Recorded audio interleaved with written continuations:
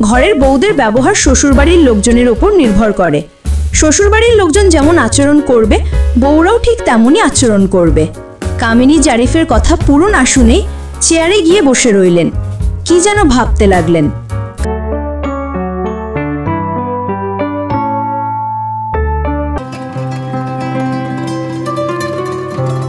আমাদের জীবন কথা। কুষাণের সামনে ফাইনাল এক্সাম, তাই এই কয়দিন তাকে যেতেই হবে ভার্সিটিতে। কিন্তু ভার্সিটিতে যেতে কুষাণ ভীষণ লজ্জাবোধ করতে লাগলো, কারণ সে নিশ্চিত তার দুষ্টু বন্ধুরা তার বিয়ে নিয়ে মজা করবে। কুষাণ ছিল ডিপার্টমেন্টের সবচেয়ে ভদ্র, সহজ সরল একজন ছেলে। সেই ছেলে যখন সবার আগেই বিয়ে করে, তখন তাকে নিয়ে বন্ধুরা মজা করবেই। কুষাণ কিন্তু তার আর তোরার সম্পর্কের কথা বন্ধুদের জানায়নি। লুকিয়ে লুকিয়ে প্রেম করেছে সে তার বন্ধুদের বিশ্বাস করতে পারেনি। যদি আবার তাদের মধ্যে কেউ তোরাকে পটিয়ে নেয়। অবশ্য তার বন্ধুদের না জানানোর আরও কিছু কারণ ছিল। একদিন ভার্সিটির ক্যান্টিনে বসে কুষাণ, রিয়ান, জনি আর শাওন আড্ডা দিচ্ছিল। হঠাৎ টুং করে একটা মেসেজ এলো কুষাণের ফোনে। কুষাণ মেসেজটা চেক করতেই দেখে তার বিকাশ অ্যাকাউন্টে 5,000 টাকা এসেছে। কুষাণ মনে মনে ভাবল, তার আম্মুর মন হঠাৎ করে এত বড় হলো, না চাইতেই 5,000 টাকা পাঠিয়েছে। কুষাণ টাকার চিন্তা বাদ দিয়ে আবার বন্ধুদের সাথে আড্ডায় মেতে উঠল। আজকের আড্ডার টপিক, কিভাবে শাওন রিমিকে প্রপোজ করবে। আসলে শাওন তাদের ডিপার্টমেন্টের রিমি নামের এক মেয়ের প্রেমে পড়েছে। এখন রিমিকে সে কিভাবে প্রপোজ করবে, কিভাবে মনের কথা জানাবে, এই নিয়ে রিয়ান জ্ঞান দিচ্ছিল। যদিও রিয়ান এখনও সিঙ্গেল, তবু প্রেম ভালোবাসা বিষয়ে তার অভিজ্ঞতা অনেক। শাওন আর রিয়ান গল্প করছে, আর জনি আর কুষাণ মনোযোগ দিয়ে শুনছে। ঠিক তখনই কুষাণের ফোনে রিং বেজে উঠল। আননোন নাম্বার থেকে কল এসেছে। কুষাণ ভাবছিল কল রিসিভ করবে কি না, কারণ অচেনা নাম্বার থেকে কল রিসিভ করতে বারণ করেছে তার আম্মু। তাই কুষাণ কল কেটে দিল। আসলে কুষাণ তার বংশের একমাত্র ছেলে সন্তান। কামিনী সবসময় ভয়ে ভয়ে থাকে তাকে নিয়ে। এই বুঝি কেউ কিডন্যাপ করে মুক্তিপণ চেয়ে বসে। একমাত্র আদরের সন্তানের বিনিময়ে তো কামিনী সব কিছু দিতেও রাজি। কুষাণকে তার আব্বু বা দুলাভাইদের যে কোনো একজন রেখে আসতো ভার্সিটিতে। আবার আসার সময় কেউ গিয়ে নিয়ে আসতো। আবার সেই আননোন নাম্বার থেকে কল এলো। আবার কুষাণ কেটে দিল কলটা। কিন্তু অচেনা লোকটিও কম যায় না, সেও বারবার কল দিতে লাগলো। জনি তা দেখে বলল, কে কল দিয়েছে রে দোস্ত, বারবার কেটে দিচ্ছিস কেন? কুষাণ বলল, চিনি না রে, অচেনা নাম্বার। জনি হাসতে হাসতে বলল, চিনিস না? না আমরা আছি দেখে ধরছিস না। কুষাণ বলল, সত্যি বলছি চিনি না, নে কথা বলে দেখ। হঠাৎ টুং করে আরেকটা মেসেজ এলো কুষাণের ফোনে। অচেনা লোকটি বড় করে একটা মেসেজ দিয়েছে, এই ছোট লোকের বাচ্চা, জন্মে কি টাকা চোখে দেখিসনি? মানুষের টাকা পেয়ে সেটা মেরে খাওয়ার ধান্দায় আছিস। টাকাটা ফেরত দেওয়ার ভয়ে কলই রিসিভ করছিস না। যদি মানুষের বাচ্চা হয়ে থাকিস, আমার টাকা আমাকে ফেরত দিবি। আর যদি না দিস, তাহলে আমি দোয়া করে দিচ্ছি, এই টাকা তুই হজম করতে পারবি না, তার আগেই তুই মারা যাবি। আমার দোয়া কিন্তু কবুল হয়। এখন ভাব কি করবি। এমন একটা মেসেজ দেখে কুষাণের হার্ট অ্যাটাকের উপক্রম হলো। তার পুরো শরীর ঘামতে লাগলো। এই লোক বলে কি? কুষাণের মুখ চোখ শুকিয়ে গেল। সে সাথে সাথে তার আম্মুকে কল দিল। জিজ্ঞেস করলো, আম্মুকে আজ টাকা পাঠিয়েছে? কামিনী জানালেন তিনি কোনো টাকা পাঠাননি। কুষাণ তখন ভয়ে সাথে সাথে সেই নাম্বারে 5,000 টাকা সেন্ড করে দিল। যে নাম্বার থেকে টাকা এসেছিল সেই নাম্বারেই। টাকা পেয়ে সে অচেনা লোকটি আবার কল দিল কুষাণকে। কুষাণ ভাবল, আবার কেন কল দিচ্ছে, টাকা কি তাহলে যায়নি? জনি বিরক্ত হয়ে বলল, কুষাণ ধর না কলটা, না হয় সাইলেন্ট করে রাখ। দেখছিস না আমরা গুরুত্বপূর্ণ বিষয়ে কথা বলছি। এদিকে কুষাণ কল ধরছে না দেখে লোকটি আবার আরেকটা মেসেজ দিল, সরি, আসলে আমার মাথা ঠিক ছিল না, সেজন্য রাগ করে আজে বাজে কথা বলেছি আপনাকে। এতে কিন্তু আমার কোনো দোষ নেই। আপনার অ্যাকাউন্টে আমি ভুল করে টাকা পাঠিয়েছিলাম, তাই কতবার কল দিলাম, কিন্তু আপনি তো রিসিভই করছেন না। সেজন্য ভেবেছিলাম আপনি আর টাকাটা ফেরত দেবেন না। এখন মাত্র পেলাম টাকাটা। অনেক অনেক ধন্যবাদ আপনাকে। কুষাণ মেসেজটা দেখে মনে মনে ভাবল, হাইরে মানুষের মুখের ভাষা, যে মুখে গালমন্দ করলো আবার সেই মুখে মধুর ভাষা বের হলো। মানুষ বড়ই আজব। এদিকে কুষাণকে এভাবে মোবাইলের দিকে তাকিয়ে থাকতে দেখে জনি হঠাৎ তার ফোনটা কেড়ে নিল। আর কেড়ে নিতেই এই মেসেজ দুটো তার চোখে পড়ল। জনি বলল, তুই কি ছেলে মানুষ কুষাণ? তোর কি একটুও রাগ নেই? লোকটা তোকে গালমন্দ করার সাথে সাথে টাকাটা পাঠিয়ে দিলি। আমি হলে জীবনেও দিতাম না। কুষাণ বলল, ওই লোক গালমন্দ করলেই কি, আর ভালোভাবে কথা বললেই কি, ওনার টাকা তো আমি এমনিতেই দিয়ে দিতাম। তাছাড়া অন্য মানুষের টাকা নিয়ে আমি কি করব? শাওন আর রিয়ান এতক্ষণে শুনতে চাইছে তারা কি নিয়ে আলোচনা করছে। কুষাণ তখন ওদের পুরো কাহিনী বলতেই শাওন চিৎকার করে বলল, পেয়েছি আইডিয়া।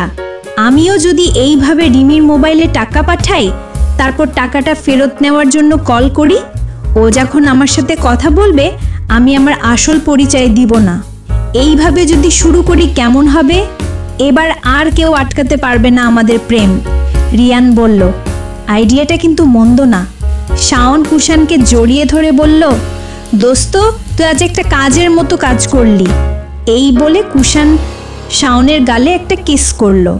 কুষাণ বলল, এই এই কি করছিস?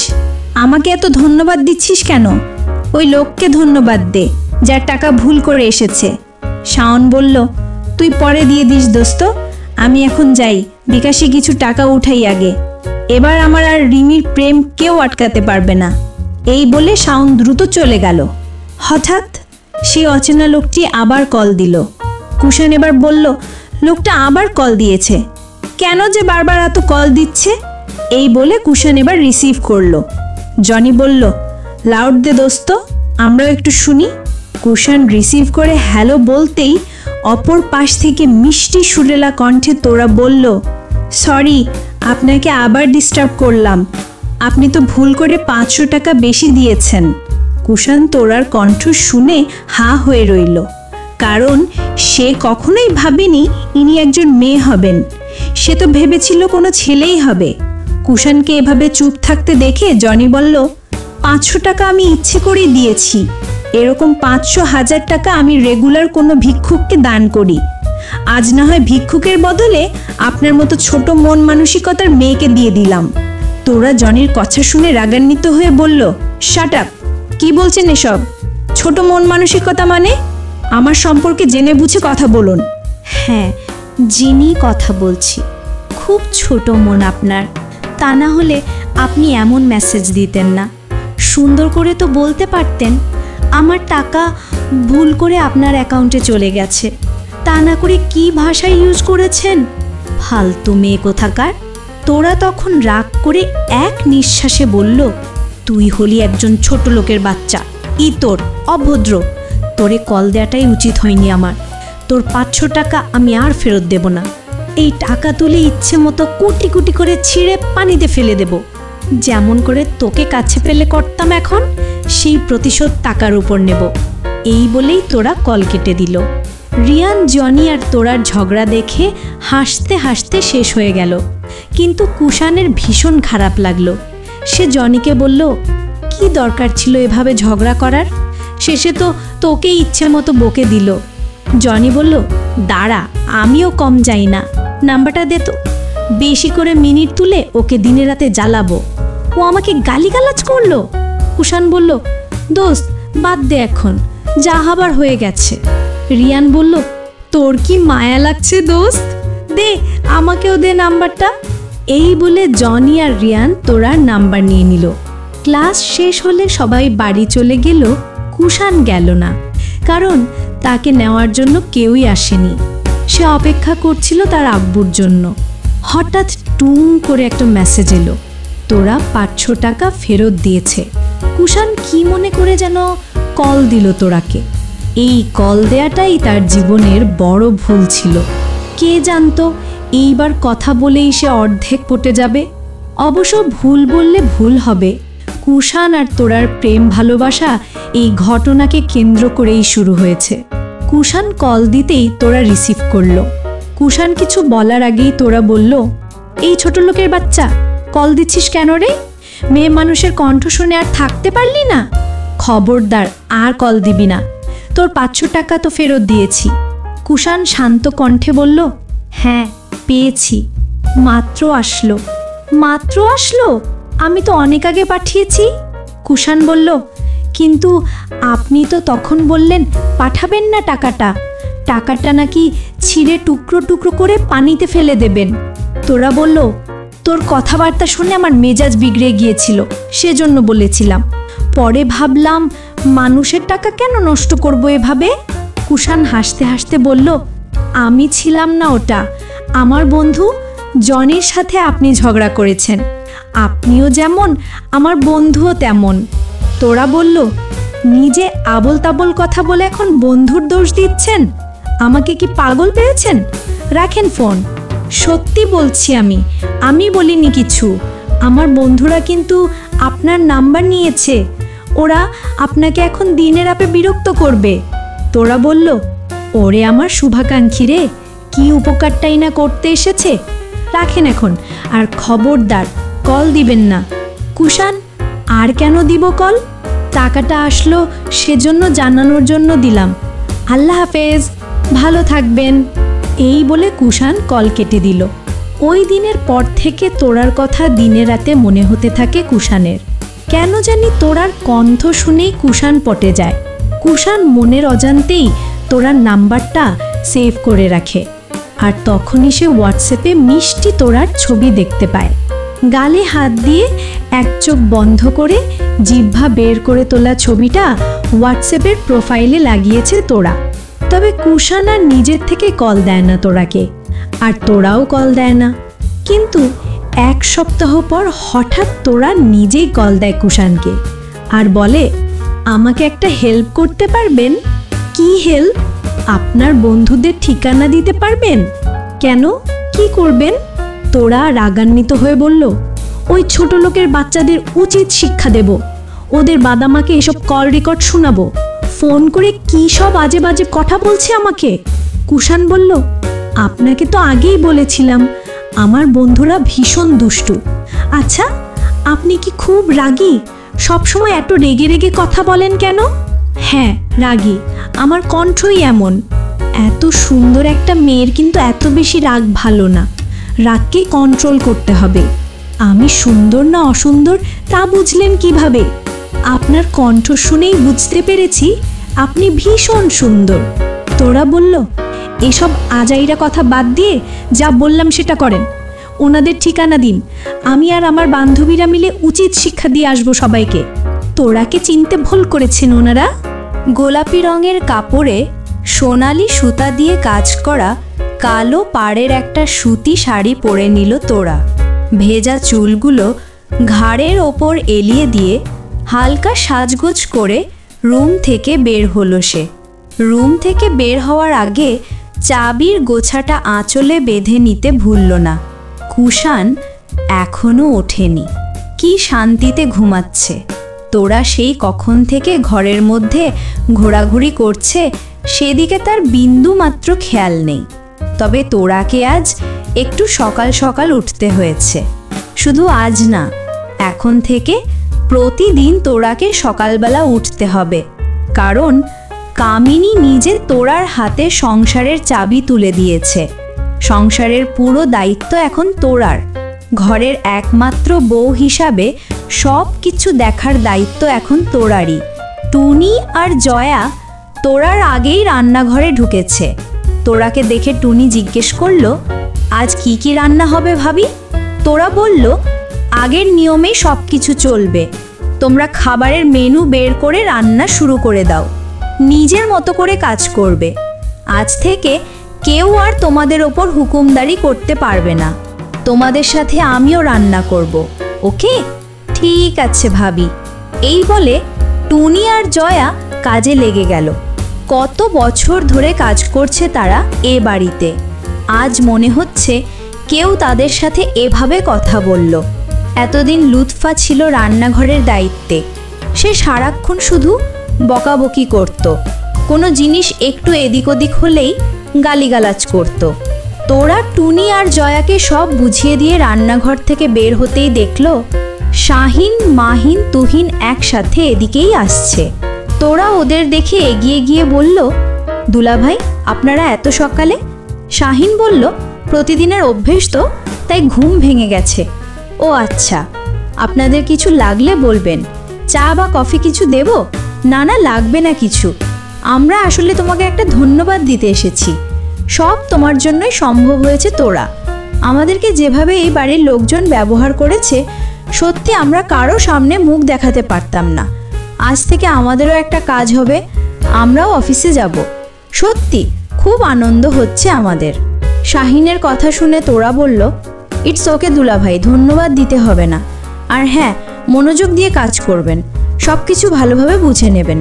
তুহিন বলল, আমরা আমাদের সর্বস্ব দিয়ে চেষ্টা করব, দেখি ভাগ্য আমাদের কোথায় নিয়ে যায়। হঠাৎ পিছন থেকে মীরা চিৎকার করে ডাক দিল মাহিনকে, মাহিন তুমি ওখানে কি করছো দাঁড়িয়ে দাঁড়িয়ে? আমার কফি দেবে কখন? এক এক করে বাকি দুই কালনাগিনীও রুম থেকে বের হয়ে এলো। তারা তাদের হাজব্যান্ডদের হুকুম করলো। ইরা শাহিনকে বলল, তার আদা আর লেবুর চা কই? রিরা তুহিনকে বলল, ওয়েয়ার্স মাই ব্ল্যাক কফি তুহিন? তখন তোরা বলল, আপু আপনারা একটু সময় দিন, আমি রেডি করে আনছি। ইরা বলল, তোমাকে কে বলেছে? আমরা কি তোমার কাছে চেয়েছি? মীরা বলল, নিজের সীমার মধ্যে থাক, বেশি বাড়াবাড়ি ভালো না। তোরা তিন বোনের কাছে গিয়ে বলল, আমি কি করলাম যে আপনারা আমাকে এভাবে বলছেন? আমি তো শুধু আপনাদের চা কফি রেডি করতে চেয়েছিলাম। লীরা মুখ ভেঙচিয়ে বলল, তোমার হাতের চা কফি আমরা খাবো? ভাবলে কি করে? তোরা বলল, সেটা আপনাদের ব্যাপার। টুনি আর জয়া সকালের নাস্তা বানাতে ব্যস্ত, আমি ফ্রি ছিলাম, তাই নিজেই রেডি করতে চেয়েছিলাম। ইরা তোরার কথায় গুরুত্ব না দিয়ে শাহিন, মাহিন, তুহিনদের দিকে চোখ বড় বড় করে বলল, ওভাবে দাঁড়িয়ে আসো কেন তোমরা? আমাদের কথা কি তোমাদের কানে যায়নি? তোরা বলল, আপু ভাইয়াদের ওপর চোখ রাঙানো বন্ধ করুন। আজ থেকে কোনো ছেলেই রান্নাঘরে যাবে না। যার যা প্রয়োজন টুনি, জয়া আর আমাকে বলবেন। আর যদি মনে করেন আমাদের হাতের কিছু খাবেন না, তাহলে নিজে রান্না করে খাবেন। এই বলে তোরা আবার রান্নাঘরে ঢুকে গেল। তোরা যখন হন হন করে হেঁটে যাচ্ছিল, তার আঁচলে থাকা চাবির গোছা ঝনঝন করে বাজছিল। তা শুনে তিন বোন হিংসায় জ্বলে পুড়ে যাচ্ছিল। ইরা তোরার এমন কথা শুনে মীরা আর লীরাকে বলল, এই ছোট লোকের বাচ্চা আমাদের কি বলে গেল রে? আমাদের রান্না করতে বলছে? এত বড় সাহস! আম্মু কই রে, ডাক দে আম্মুকে। মীরা বলল, আপু শান্ত হ, ওই মেয়েকে এত বড় পাওয়ার তো আম্মু নিজেই দিয়েছে। জানি না আম্মুর কি হয়েছে, আম্মু কেন এমন করলো, সত্যি মাথায় ঢুকছে না। তিন বোন বৈঠক করতেই জারিফ চৌধুরী আর কামিনী চৌধুরী মর্নিং ওয়াক শেষে বাসায় ঢুকলেন। কামিনী মেয়েদের একসাথে দেখে বললেন, মা তোরা এভাবে দাঁড়িয়ে আছিস কেন, কোনো সমস্যা? ইরা, মীরা, লীরা কোনো উত্তর না দিয়ে যে যার রুমে চলে গেল। তারা তিনজনই মায়ের ওপর ভীষণ রেগে আছে। কামিনীর গলার আওয়াজ শুনে তোরা তাড়াতাড়ি রান্নাঘর থেকে বের হয়ে এলো। বলল, আম্মু কিছু লাগবে আপনার? আব্বু আপনার কিছু প্রয়োজন? জারিফ চৌধুরী বললেন, তোমার শাশুড়িকে শুধু এক গ্লাস সাদা পানি দাও, আর আমাকে একটু আদা লেবুর চা করে দিলেই হবে। ঠিক আছে আব্বু। এই বলে তোরা এক গ্লাস পানি এনে কামিনীর হাতে দিল। তারপর হন হন করে রান্নাঘরে ঢুকে গেল। জারিফ চৌধুরী তখন কামিনীকে বললেন, দেখছো কামিনী, তোরার ব্যবহার একদিনেই কত চেঞ্জ হয়েছে। তোরা আসলে ঘরের বউদের ব্যবহার শ্বশুরবাড়ির লোকজনের ওপর নির্ভর করে। শ্বশুরবাড়ির লোকজন যেমন আচরণ করবে, বউরাও ঠিক তেমনই আচরণ করবে। কামিনী জারিফের কথা পুরো না শুনেই চেয়ারে গিয়ে বসে রইলেন, কি যেন ভাবতে লাগলেন। কামিনীর মতিগতি জারিফ চৌধুরী কিছুই বুঝতে পারলেন না। তিনি বললেন, তোমার আবার কি হলো? পানি না পান করে ওভাবে হাতে ধরে আছো কেন? কামিনী কিছু না বলে চুপচাপ পানি পান করতে লাগলেন। হঠাৎ জুথি এসে বলল, খালা খালা আমি বাড়ি যেতে চাই আজ। কেন? আসছিস যখন থাক কিছুদিন। না খালা, থাকতে ইচ্ছে করছে না, আম্মুকে ছাড়া একা একা ভালো লাগছে না, ভীষণ বোরিং লাগছে। কামিনী বললেন, কিসের বোরিং রে? সোনিয়া আছে না, ওর সাথে গল্প কর। এভাবে ঘরের মধ্যে চুপচাপ থাকলে তো বিরক্ত লাগবেই। জ্যোতি চুপ করে রইল। আসলে সে বোঝাতে চাইছে সে আর এভাবে পড়ে থাকতে চায় না। কামিনী তো বলেছিল কুষাণের বউ বাড়ি ছেড়ে চলে গেছে, কিছুদিনের মধ্যেই কুষাণ তোরাকে ডিভোর্স লেটার পাঠাবে, তারপর কামিনী জ্যোতির সাথে কুষাণের নতুন করে বিয়ে দেবে। কিন্তু এখন তো কামিনী নিজে তোরাকে বাড়িয়ে দিয়েছে আর সংসারের সব দায়িত্ব তাকেই দিয়েছে। তোরা তার শ্বশুরের জন্য চা এনে দিতেই দেখলো জ্যোতি দাঁড়িয়ে আছে। তোরা বলল, কি লাগবে জ্যোতি তোমার? কিছু না, এই বলে জ্যোতি তার রুমে চলে গেল। তোরা তোরা কই তুমি? কুষাণের কণ্ঠ শুনে তোরা তার রুমের দিকে যেতে লাগলো। কুষাণ নিজেই বের হয়ে এলো রুম থেকে। তোরা যে দেখেই বলল, তোমাকে না বলেছিলাম অ্যালার্ম বাজলে আমাকে জাগিয়ে দিতে? তোরা বলল, আমি কতবার তোমাকে ডেকেছি, তোমার তো কোনো হুঁশই নেই। এখন তুমি যদি না উঠো তাতে আমার কি দোষ? কামিনী হঠাৎ চেয়ার থেকে উঠে রুমের দিকে যেতে লাগলেন। কুষাণ তার মায়ের কাছে গিয়ে বলল, সরি আম্মু, আজ জাগতে পারিনি। কামিনী কোনো কথা বললেন না। জারিফ চৌধুরী বললেন, আজ থেকে আর তোকে উঠতে হবে না বাবা, আমি এখন থেকে রোজ রোজ যাব তোর মায়ের সাথে। কুষাণ বলল, না আব্বু, তা হয় না, কাল থেকে আমিই যাব আম্মুর সাথে। কামিনী এবার বললেন, বাবা, এখন থেকে আর তোকে কষ্ট করে রোজ রোজ আমার সাথে যেতে হবে না, তোর বাবার সাথেই যাব। এই বলে কামিনী তার রুমে চলে গেলেন। কুষাণ বুঝতে পারল তার মা ভীষণ কষ্ট পেয়েছে। এমন কেন হলো আজ? সে তো কখনো সকালে উঠতে আলসেমি করে না। আম্মু নিশ্চয়ই কষ্ট পেয়েছে। এখন আম্মুর রাগ ভাঙাবে সে কেমন করে? এরই মধ্যে তোরা জিজ্ঞেস করলো, কি খাবে এখন? কুষাণ এতে একটু বিরক্ত হলো, বলল, খাবো না কিছু। এই বলে সে তার রুমে চলে গেল। তোরা নিজেও কুষাণের পিছু পিছু গেল। বলল, সকালে উঠতে না পেরে আর আম্মুকে মর্নিং ওয়াকে না নিয়ে যেতে পেরে সেই রাগ কি আমার ওপর ঝাড়ছো তুমি? আমি কখন তোমার ওপর রাগ ঝাড়লাম তোরা?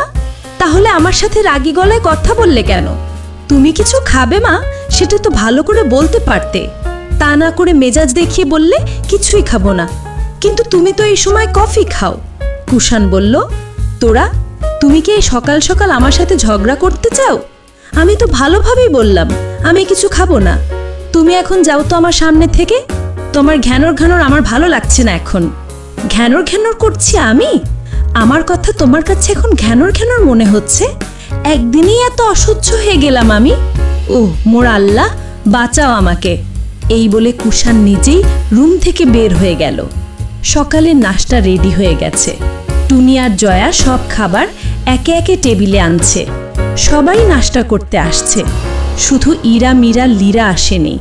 কামিনী নিজেই মেয়েদের রুমে গেলেন। কামিনীকে দেখেও মেয়েরা তাদের কাজ নিয়ে ব্যস্ত থাকলো। কামিনী ইরার হাত থেকে ল্যাপটপ, মীরার হাত থেকে মোবাইল, লীরার হাত থেকে বই কেড়ে নিয়ে বললেন, তাড়াতাড়ি নাস্তার টেবিলে চলে যাও, তোমাদের অফিস যাওয়ার সময় হয়ে যাচ্ছে। ইরা বলল, আম্মু, আমরা বাইরে নাস্তা করব, তোমরা করো গিয়ে। কামিনী বললেন, আমি মুখে মুখে তর্ক করা মোটেও পছন্দ করি না, যা বলছি সেটাই করো। তাছাড়া আজ তো একটু তাড়াতাড়ি অফিস যেতে হবে তোমাদের, জামাইদের তো সব বুঝিয়ে দিতে হবে। মীরা বলল, আম্মু, তুমি কি করে এত চেঞ্জ হয়ে গেলে বলবে? না মানে, তুমি কি সত্যি আমাদের আম্মু? কেন জানি চিনতে পারছি না তোমাকে। কামিনী বললেন, আমি ঠিকই আছি, তোমরা নিজেরাই কিছু বুঝতে পারছো না। 5 মিনিটের মধ্যে নাস্তার টেবিলে সবাইকে চাই। এই বলে কামিনী চলে গেলেন। কামিনী চলে যাবার পর 3 বোন একসাথে নাস্তার টেবিলে এলো। সবাই উপস্থিত হলে তোরা সবাইকে নাস্তা পরিবেশন করলো। নাস্তা করতে করতে হঠাৎ কামিনী বললেন, বাবা কুষাণ, তোর আগেই অফিস যাওয়ার দরকার নেই। সামনে যেহেতু ফাইনাল এক্সাম, তুই পরীক্ষাটা দিয়েই তবে অফিসে যাস। কুষাণ বলল, তোমার যেটা ভালো মনে হয় আম্মু। কামিনী এবার তোরার দিকে তাকিয়ে বললেন, কি বলো তোরা? তোরা কামিনীর প্রশ্ন শুনে হা করে তাকিয়ে রইল। কামিনী তাকে জিজ্ঞেস করছে। কামিনী বললেন, কি হলো, বলছো না যে কিছু? তোরা বলল, হ্যাঁ আম্মু, এক্সাম শেষ হলেই যাক। ইরা, মীরা, লীরা মনে মনে ভাবলো, তাদের আম্মু তোরাকে এত গুরুত্ব দিচ্ছে কেন? শাহিন, মাহিন, তুহিন আজ ভীষণ খুশি, তারা আজ থেকে অফিসে যাবে। 3 জন রেডি হয়ে জারিফ চৌধুরীকে ডাকতে গেল। জারিফ চৌধুরী বললেন, ওরা তিনজন কোথায়? শাহিন বলল, বাবা ওরা তিনজন চলে গেছে। ওকে, নো প্রবলেম, তোমরা আমার সাথে যাবে। এই বলে সবাই বেরিয়ে পড়ল বাসা থেকে। সকালের নাস্তা শেষ করেই তোরা দুপুরের খাবারের প্রস্তুতি নিতে লাগলো। বেশি মানুষজনের জন্য বেশি রান্না করতে হয়, এজন্য এখন থেকেই চলছে দুপুরের প্রস্তুতি। হঠাৎ লুৎফা রান্নাঘরে এলো। তোরা বলল, চাচি কিছু বলবেন? না, এমনিতেই দেখতে আসলাম, কি করছো তোমরা? তোরা একটা মোড়া এগিয়ে দিয়ে বলল, চাচি বসেন। না, বসবো না। তোরা কাজে মন দিল। হঠাৎ কুষাণও রান্নাঘরে এলো। বলল, তোরা একটু রুমে আসো তো। তোরা না তাকিয়েই বলল, ব্যস্ত আছি এখন, কি বলবে এখানেই বলো। কুষাণ বলল, আমার একটা দরকারি জিনিস খুঁজে পাচ্ছি না, প্লিজ খুঁজে দিয়ে যাও। তোরা সবজি ওয়াশ করছিল। কুষাণের কথা শুনে ঘুরে তাকিয়ে বলল, কি জিনিস খুঁজে পাচ্ছ না? কুষাণ বলল, তোমাকে না কাল ইয়েগুলো দিলাম, সেগুলো দাও। ইয়ে? কি ইয়ে? বুঝলাম না। লুৎফা বলল, তোরা না হয় কুষাণের ইয়েগুলো খুঁজে দিয়ে আসো, আমি দেখছি এদিকে। হঠাৎ লুৎফার হুঁশ হলো। সে ভাবতে লাগলো, ইয়েটা আবার কি? সবার সামনে জিজ্ঞেসও করতে পারছে না। যদি সবাই তাকে বোকা ভাবে তখন টুনি আর জয়া তাকে দাম দেবে না। রাজত্ব হেরেছে ঠিক আছে, কিন্তু সম্মান তো হারায়নি। সে বরং আগের থেকে এখনই ভালো আছে। কি সুন্দর বসে থেকে দিন পার করছে, কিছুই করতে হচ্ছে না। তোরা বুঝতে পারলো কুষাণ সবার সামনে অভিনয় করছে, তাই তোরাও একটু অভিনয় করলো। তোরা বলল, তোমার ইয়ে আলমারির মধ্যে আছে, খুঁজে নাও গিয়ে। কুষাণ তোরার কথা শুনে চোখ বড় বড় করে তাকিয়ে রইল আর মনে মনে বলল, একবার শুধু পাই কাছে। তোরা বলল, ওভাবে দাঁড়িয়ে আছো কেন? বললাম তো আলমারির মধ্যে আছে, তোমাকে আসতে বলছি, তোরা তুমি নিজে এসে দিয়ে যাও। লুৎফার ভীষণ ইচ্ছে হচ্ছে ইয়েটা দেখার জন্য। সে বলল, বাবা কুষাণ, বউ তো এখন ব্যস্ত আছে রান্না বান্না নিয়ে, চলো আমি তোমাকে খুঁজে দিয়ে আসি। কুষাণ বলল, লাগবে না চাচি, আপনি বসে আরাম করুন, আমি নিজেই খুঁজে নিচ্ছি। এই বলে কুষাণ রুমে চলে গেল। কুষাণের এমন রাগ দেখে তোরার আজ ভীষণ হাসি পাচ্ছে। তোরা হাসতে আর ভাবছে, তখন যে আমাকে বকলে এটাই তার শাস্তি। একবারের জন্য আমি আজ রুমে যাব না, তোমাকে এইভাবেই ঘোরাবো। তোরাকে এভাবে হাসতে দেখে টুনি বলল, ভাবি হাসছেন যে? কই হাসছি না তো। জয়া বলল, আমি কিন্তু একটু একটু বুঝতে পারছি ভাবি, আপনি কেন হাসছেন। কি বুঝছিস রে জয়া, আমাকে একটু বল না। তোরা এবার দুইজনকেই ধমক দিয়ে বলল, কি শুরু করলা তোমরা? তাড়াতাড়ি কাজ শেষ করো, কয়টা বাজে দেখেছ? তোরা যেখানেই যাচ্ছে কুষাণও পিছু পিছু সেখানেই যাচ্ছে। তোরা তখন আবার অন্য জায়গায় চলে যাচ্ছে। যৌথ পরিবার বলে কুষাণ তোরাকে বলতেও পারছে না, একটু রুমে আসো, কারণ কেউ না কেউ থাকবেই বাইরে। দুপুরে রান্না শেষ করেই তবে তোরা নিজের রুমে গেল। কুষাণ একা একা রুমে শুয়ে আছে।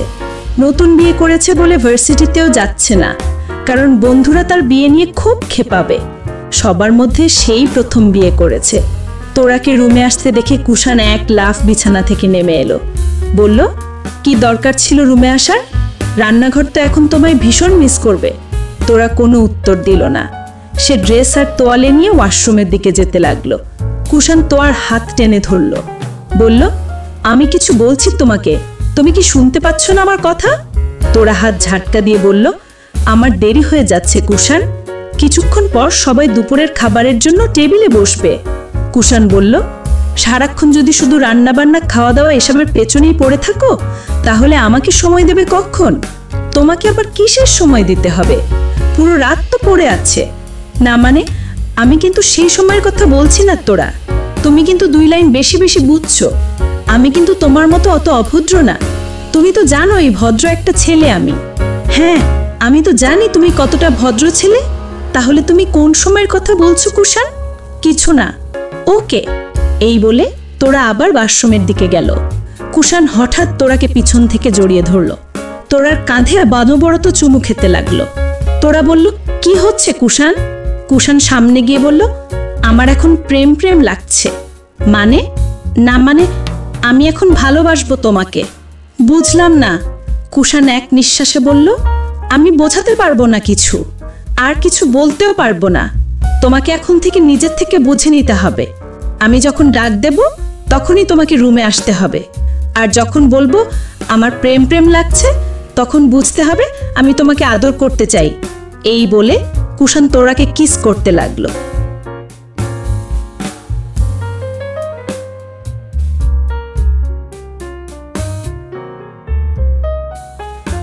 গল্পটি আপনাদের কেমন লাগলো কমেন্ট করে আপনাদের মতামত জানান। আমাদের জীবন কথা চ্যানেলটি সাবস্ক্রাইব করুন এবং বন্ধুদের সাথে ভিডিওটি শেয়ার করুন।